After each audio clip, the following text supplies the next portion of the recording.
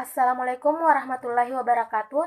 Perkenalkan, nama saya Alfahira, NIM B04203119, Prodi Gizi Fakultas Ilmu Kesehatan, alamat Tapalang. Baiklah, di sini saya akan menjelaskan tentang manusia, sains, teknologi, dan seni. Yang pertama yaitu pengertian manusia. Manusia merupakan makhluk ciptaan Allah Subhanahu wa Ta'ala yang paling sempurna dibandingkan makhluk ciptaan Allah yang lain. Dikatakan paling sempurna karena manusia dibekali akal sekaligus nafsu. Meskipun manusia mempunyai nafsu, tetapi yang paling berperang adalah akal. Yang kedua yaitu sains.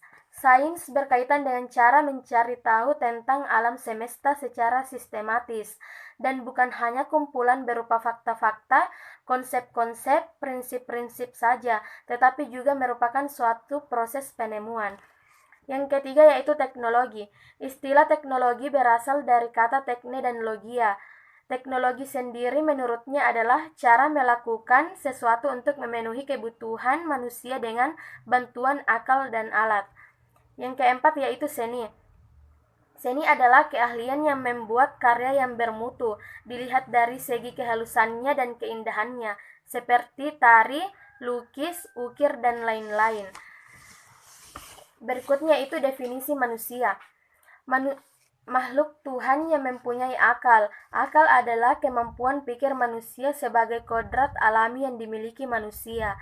Dengan akal yang dimilikinya, manusia mewujudkan gagasan, praktek benda dalam kaitannya dengan kehidupan dan penemuan kebutuhannya.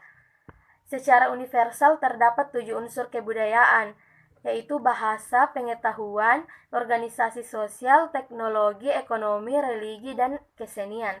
Ipteks akan selalu ada dalam kehidupan masyarakat dimanapun dan berkembang dari masa ke masa. Berikutnya itu definisi sains. Menurut Medawar 1984, berasal dari kata scientia yang berarti pengetahuan.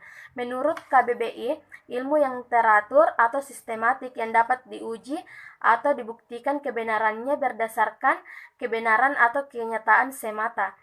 Mencari tahu tentang alam semesta bukan hanya akumulasi fakta, konsep, ataupun prinsip, melainkan melalui suatu proses pencarian atau temuan. Yang berikutnya itu definisi teknologi. Berasal dari kata tekne dan logia atau seni kerajinan yang memiliki keahlian tertentu. Keseluruhan sarang untuk menyediakan barang-barang yang diperlukan bagi kelangsungan hidup manusia. Teknologi dianggap sebagai penerapan ilmu pengetahuan dalam pengertian bahwa penerapan itu menuju pada perbuatan atau perwujudan. Jenis teknologi ada 3, yaitu teknologi modern, teknologi madya, dan teknologi tradisional.